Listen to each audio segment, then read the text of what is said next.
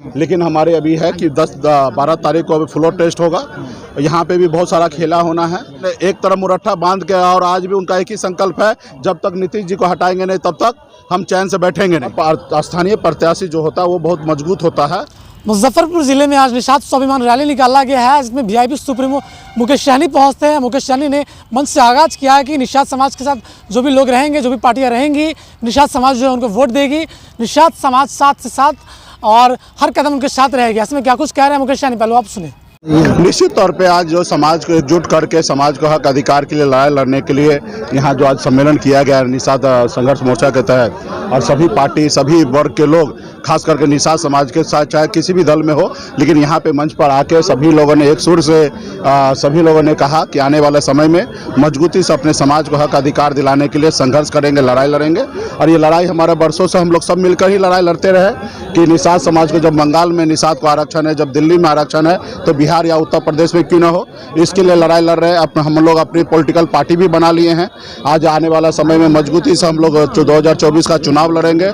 आज समाज, निषाद समाज का हर एक निषाद का बेटा वो मानने लगा है कि आने वाला समय में निषाद का अगर कल्याण होगा तो वीआईपी पार्टी के द्वारा होगा। वीआईपी पार्टी कल तक निषाद का बेटा एक टिकट मांगने के लिए बवाते रहता था, पूरी जिंदगी बिता देता था, एक टिकट नसीब नहीं होता था। आज निषाद का बेटा टिकट मांगता नहीं, टिकट बांटता है, हर जाति धर्म को लोगों को टिकट बांटते हैं। तो ये पहचान हम लोगों ने, सभी लोगों ने मिलकर, आज वीरेंद्र जी है, रंजीत जी है, सभी लोगों ने हम लोग मिलकर पिछले 6-7 सालों से लगातार संघर्ष करके इस मुकाम तक बनाए, पार्टी बनाए, और आने वाले समय में लड़ाई लड़ा जा रहा है। और निश्चित तौर पे 2024 का जो चुनाव होगा उसमें निर्णायक भूमिका में निषाद समाज पूरे बिहार में, यूपी में, झारखंड में होगा।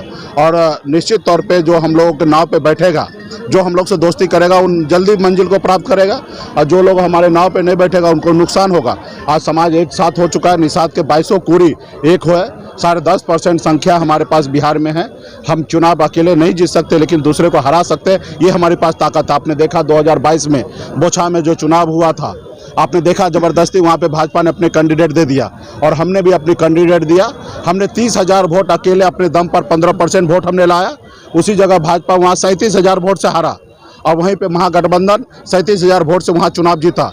तो आप देख सकते हो उस समय में नीतीश कुमार जी, भारतीय जनता पार्टी, मांझी जी, उपेंद्र कुशवाहा जी, चिराग पासवान जी, पारस जी, सभी लोग उस समय था। जो आज गठबंधन है वैसा ही गठबंधन था, लेकिन 37,000 वोट से हारा, और 30,000 वोट निषाद समाज को जोड़ दीजिए तो 67,000 वोट हो जाता है। तो आने वाला समय में वीआईपी पार्टी एक निर्णायक वोट है, और जो निषाद समाज को सम्मान देगा, जो हमारे आरक्षण की बात मानेगा दिल्ली में, उन्हीं लोगों के साथ हम लोग आने वाले समय में गठबंधन करेंगे, और आने वाला समय में समाज को आगे बढ़ेगा। पार्टी का झुकाव किधर होगा लोकसभा चुनाव को लेकर? अभी देखिए बातचीत हुई है अभी तक? देखिए बातचीत, हमारे पास वोट है, सभी लोगों को वीआईपी पार्टी चाहिए, लेकिन हमारे अभी है कि 10-12 तारीख को अभी फ्लोर टेस्ट होगा। यहाँ पे भी बहुत सारा खेला होना है। अभी हाल फिलहाल में जो घटना हुआ, इसका आप लोग कोई कल्पना नहीं किया जा सकता था कि ऐसी घटना होगा, लेकिन ऐसा घटना हुआ। आने वाला समय में 12 तारीख को भी सरकार को बहुमत साबित करना और बहुत कठिन है, क्योंकि आपस में भारतीय जनता पार्टी, जेडीयू आपस में लड़ रहे हैं। आपने देखा जब तक मुरट्ठा नहीं खुलेगा तब तक समझिए लड़ाई जारी रहेगा। मुरट्ठा खुल जाएगा तो हम मानते हैं कि लड़ाई खत्म होगा, लेकिन एक तरफ मुरट्ठा बांध के, और आज भी उनका एक ही संकल्प है, जब तक नीतीश जी को हटाएंगे नहीं तब तक हम चैन से बैठेंगे नहीं। तो लड़ाई बहुत है। अभी 3 तारीख आ जाए, 9 दिन अभी देखिए, फ्लोर टेस्ट तक देखिए कि क्या होता है, और एक बार ये निर्णय होने के बाद वीआईपी पार्टी निर्णय लेगी। वीआईपी अगर किसी गठबंधन के साथ जुड़ती है तो कितनी सीटें आप लोग लेना चाहेंगे? कितनी सीटों की मांग होगी? अभी हम लोग एक विचार से राजनीति करेंगे, और जाहिर सी बात है गठबंधन में होगा तो हमारा इच्छा होगा मैक्सिमम सीट हम लड़े, और लेकिन एक उद्देश्य भी होगा कि हमारा उद्देश्य क्या है। तो हमारा उद्देश्य है निषाद को आरक्षण मिले, युवा को रोजगार मिले, किसान को आय दुगुनी हो, हमारा बिहार आगे बढ़े, बिहार को विशेष राज्य का दर्जा मिले। तो बहुत सारे चीज़ को, पहलू को सोचते हुए हम लोग डिसीजन लेंगे। मैक्सिमम सीट पर लड़ने का कोशिश करेंगे। वो गठबंधन पे, प्लेटफॉर्म पे ये सारी चीज़ तय होता है, लेकिन आने वाला समय में निषाद समाज जो है निर्णायक होगा। अच्छा, ये प्रत्याशी जो है वो स्थानीय मुद्दा रहेगा लोकसभा चुनाव में? देखिए प्रत्याशी कोई भी, हर पार्टी के लिए एक चुनौती होता है, और स्थानीय प्रत्याशी जो होता है वो बहुत मजबूत होता है और ज़्यादा काम का होता है, क्योंकि उनको पता होता है कि अगल बगल के क्षेत्र कौन है, कौन बूथ किधर है, कौन पंचायत किधर है। तो स्थानीय कैंडिडेट हर पार्टी के लिए अच्छा होता है, लेकिन कभी कभी ऐसा समीकरण नहीं होता, आपके पास अच्छे कैंडिडेट नहीं है तो आप बाहर से ले आइए। जैसे पिछली बार हमारे पास पार्टी के राष्ट्रीय उपाध्यक्ष था राजभूषण चौधरी, और हमारे पास उतना मजबूत दमखम बलल, क्योंकि लोकसभा चुनाव तो दमखम से लड़ा जाता है, सिर्फ नाम के लिए नहीं लड़ा जाता है, तो ऐसे फिगर भी होना चाहिए। तो पिछली बार ऐसा हुआ था, नहीं था कैंडिडेट हमारे पास, तो हमने बेगूसराय से लाया था।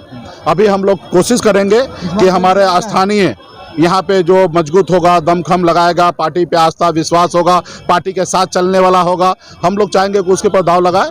और निश्चित तौर पे दाव स्थानीय लोग पे लगाने से पार्टी को हमेशा फ़ायदा होता है, चुनाव जीतने में आसान होता है। तो हमारा भी निर्णय यही होगा कि स्थानीय लोगों को चुनाव लड़ा जाए। लेकिन राजनीति है, कब क्या होगा सारे चीज़ें होता है।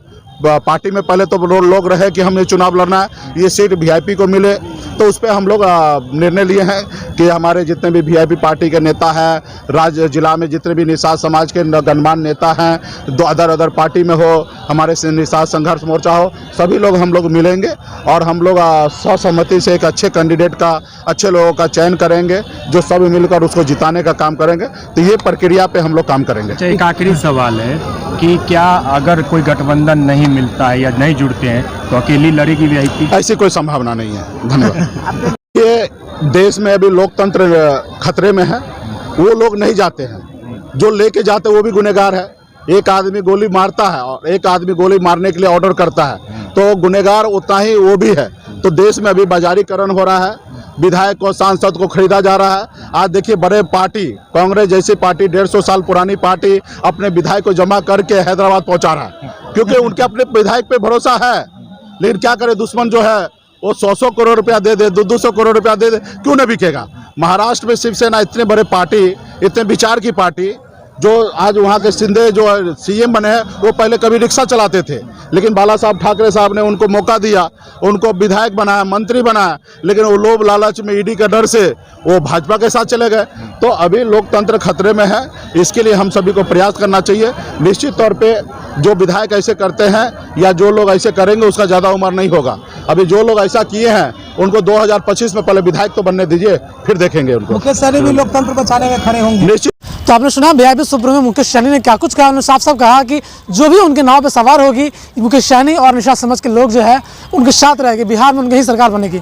ऐसे में अब देखना यह होगा कि 2024 लोकसभा चुनाव में मुकेश सहनी और वीआईपी की क्या कुछ तैयारी होती है, निषाद समाज जो है किसके तरफ जाते हैं, महागठबंधन या एनडीए की तरफ जाते हैं। ऐसी खबरों को देखने के लिए बने रहें द पब्लिक हेडलाइन के लिए। विकास गुप्ता की रिपोर्ट।